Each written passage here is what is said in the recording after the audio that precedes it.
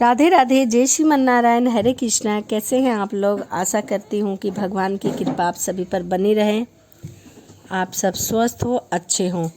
इसी के साथ आज हम सुनेंगे अपने भाग्य की रोटी। अपने भाग्य की रोटी की एक कथा।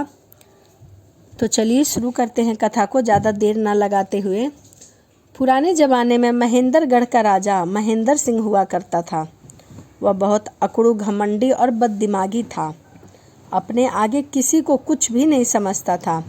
अपनी खिलाफत करने वाले को कड़े से कड़ा दंड दिया करता था और कुछ कुछ सनकी दिमाग का भी था।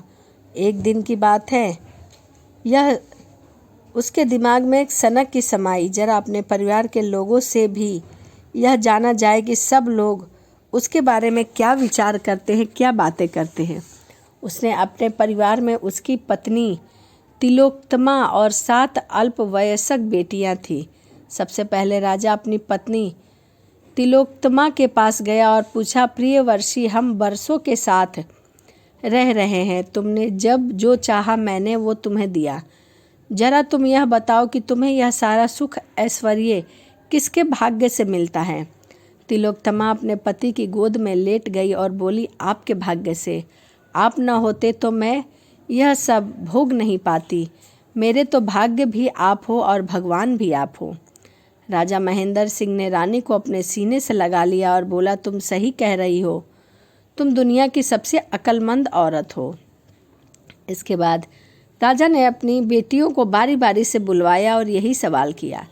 बाकी 6 बेटियों ने, राजकुमारियों ने तो बिल्कुल वैसा ही जवाब दिया जैसा महेंद्र सिंह चाहता था और उसकी पत्नी ने जवाब दिया था। लेकिन जो उसकी सबसे छोटी राजकुमारी फूल कुमारी ने कहा, पिताजी, आपका भाग्य रचने वाला भगवान है। उसी ने मेरे भाग्य को भी रचा है और सुख लिखा है, और उसी के लिखे से मैंने आपकी पुत्री के रूप में जन्म लिया और मुझे मेरे भाग्य से यह सारा सुख मिल रहा है। फूल कुमारी की इन जवाब से सनकी राजा एकदम सनक सा गया। फिर उसने अपने गुस्से पर काबू रखते हुए बड़े प्यार से बोला, मेरी छोटी सी प्यारी सी गुड़िया, लगता है कि तू मेरे बात ठीक से समझ नहीं पाई है। मैं यह पूछ रहा हूँ कि मेरे घर में, राजमहल में तू जो रोटी खाती है, किसके भाग्य का खाती है? कौन खिलाता है तुझे रोटी और पकवान? मेरा भाग्य लिखता है पिताजी, जिसने मुझे आपकी पुत्री के रूप में आपके घर में जन्म दिया। दुनिया में सब अपने अपने भाग्य की रोटी खाते हैं, कोई किसी का नहीं खाता। उसी प्रकार मैं भी अपने भाग्य की रोटी खाती हूँ। अब तो राजा महेंद्र सिंह का धैर्य जवाब देने लगा। वह भड़क उठा और कड़कड़ाकर बोला, क्या कहा? यह सारा सुख जो मैं तुझे दे रहा हूँ तेरे अपने भाग्य से मिल रहा है? मूर्ख, तू मेरी अनुकंपा को अपना भाग्य बताती है। निकल जा मेरे घर से, मैं तेरी शकल भी नहीं देखना चाहता। फूल कुमारी पिता के पैर पकड़कर रोने लगी। पिताजी, यह आप क्या कह रहे हैं? मैं आपकी पुत्री हूँ, आपने मुझे जन्म दिया है, आप मेरे जन्मदाता हैं। इस दुनिया में मैं किसी और को नहीं जानती। आप मुझे दुत्कार देंगे तो मैं कहाँ जाऊँगी? मैं इतने कठोर आप मत बनिए पिताजी, मुझे मेरे घर से मत निकालिए। पिता ने कहा, खामोश बिगड़ैल लड़की। राजा महेंद्र सिंह दहाड़ कर उसे अपने घर से बाहर निकाल दिया और उसे फूल कुमारी को घर से भी धकेल दिया। दासियों को आवाज़ दी और उनके आने पर आदेश दिया कि फूल कुमारी के शरीर से राजसी वस्त्र और आभूषण उतार कर किसी दासी को दे दिया जाए और राजकुमारी को फटी कपड़े और पोशाक दे दिए जाए। दासियों ने ऐसा ही किया। फूल कुमारी को एक भिखारन जैसा बनाकर और उसे घर से बाहर निकाल दिया। राजा ने आदेश पर फूल कुमारी के खूबसूरत चेहरे पर कालिक भी पोत दी। फिर राजा महेंद्र सिंह ने फूल कुमारी से पूछा, अब भी सोच ले और हमें सही सही जवाब दे, किसके भाग्य का तू खाती है? यह राजसी सुख किसके भाग्य का तू भोगती है? माल, पकवान और रोटी खाती है। आपको खुश करने के लिए मैं झूठ नहीं बोलूँगी पिताजी कि मुझे जो कुछ भी मिलता है आपके भाग्य से मिला है, आपसे मिला है, लेकिन मेरे झूठ बोलने से सच तो नहीं बदल जाएगा। फूल कुमारी की इस निर्भीकता से महेंद्र सिंह आग बबूला हो गया और दहाड़ने लगा। बाहर पहरे पर तैनात सैनिकों को आवाज़ दी और कहा, तुरंत ही कई सैनिक दौड़े आए।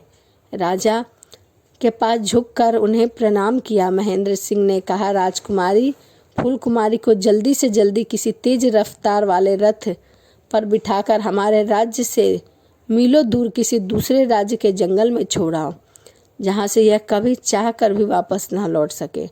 बहुत घमंड है इसे अपने भाग्य पर, तो आज से यह दूर राज्य के जंगल में भटक कर भूखी मरेगी।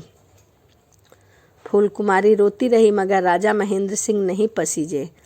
राजा टालने की हिम्मत किसी सैनिक में भी नहीं थी।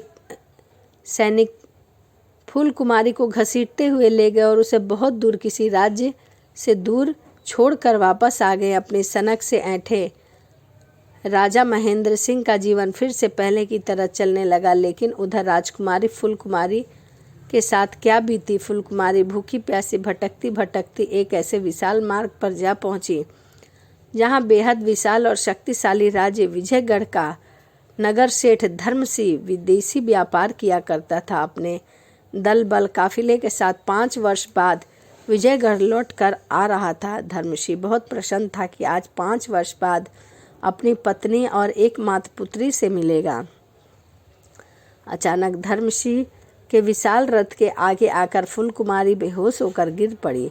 धर्मसिंह ने सेवक से कहा कि इसे उठाकर धर्मसिंह के पास लाए, तो उसके गंदे चेहरे के बावजूद उसके नाक शक्ल देखकर उछल पड़ा और बोला, यह तो बिल्कुल मेरी पुत्री फूलकुमारी जैसी लग रही है, लेकिन यह यहाँ क्यों भटक रही है और ऐसे भिखारिन के लिबास में क्या कर रही है। धर्मसिंह फूलकुमारी को अपने साथ विजयगढ़ में अपनी शानदार कोठी में पहुंचे तो अपनी पत्नी सावित्री उसके साथ एक युवा भिखारिन को देखकर चौंक पड़ी। यह आप किस भिखारिन को अपने घर ले आए हैं? भिखारिन, मुझे तो यह अपनी बेटी फूलकुमारी जैसी लग रही है।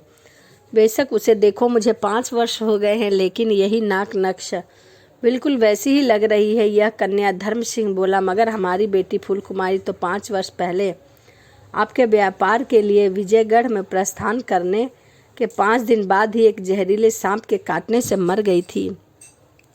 सावित्री ने कहा, आपकी पुत्री की अकाल मृत्यु के समाचार से सेठ धर्मसिंह दुखी तो बहुत हुए, लेकिन यह भी जबरदस्त संयोग और विधि का चमत्कार ही था कि उसकी पुत्री का नाम भी फूलकुमारी था और कुछ शकल भी राजकुमारी फूलकुमारी जैसी ही थी। सेठ धर्मसिंह की दासी राजकुमारी फूलकुमारी को देखकर होश में लाई और सेठ और सेठानी से कहने पर उसे नहला धुलाकर अच्छे वस्त्र पहनाकर धर्मसिंह और सावित्री के सामने लाकर खड़ा कर दिया।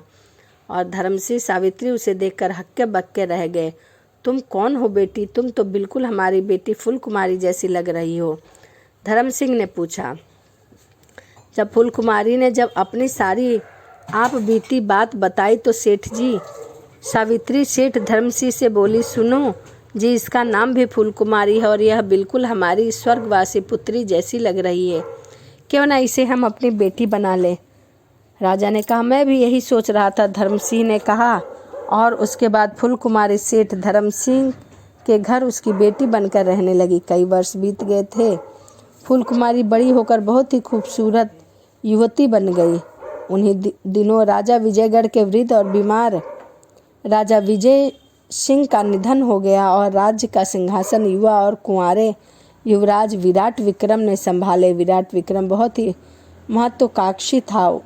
उसके अपने राज्य के विस्तार के लिए आसपास के सभी राज्य को आक्रमण करके जीत लिया था और उन्हीं राज्य के राजाओं और उनके परिवारों को कारागार में डाल दिया था। फिर एक दिन विजयगढ़ की जनता को अपने दर्शन के लिए राजा विराट विक्रम ने विजयगढ़ की सड़कों पर अपनी रथ यात्रा निकाली, जिसमें सभी राज्यवासी उसके दर्शन के लिए आ सके। जब विराट विक्रम शिला की सवारी निकली और धर्मसिंह की कोठी के सामने से निकली, उस समय फूलकुमारी घर के छत पर सड़क पर से झांकती हुई अपने लंबे और खूबसूरत बालों को संवार रही थी। अचानक ही विराट विक्रम की दृष्टि उस पर पड़ी। उसने फूलकुमारी को देखा और देखकर उससे अपनी अनुकंपा का सौंदर्य का मुग्ध हो गया।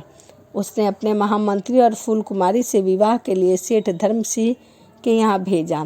सेठ धर्मसिंह और सावित्री के लिए इससे बड़ी खुशी क्या थी कि वह स्वयं राजा विराट विक्रम उनकी बेटी से विवाह करना चाहता है। शुभ मुहूर्त में बड़ी धूमधाम से फूलकुमारी और विराट विक्रम का विवाह हुआ और 1 वर्ष बाद फूलकुमारी एक बहुत सुंदर गुड्डे जैसे बेटे की माँ बनी। जब विराट विक्रम ने फूलकुमारी से कहा, रानी जी, हम चाहते हैं कि आप सभी दास दासी कारागार में बंद कैदियों को राजकुमार के जन्म की मिठाई अपने हाथों से बांटो और पुत्र के सुखद भविष्य के लिए सबका आशीर्वाद प्राप्त करो।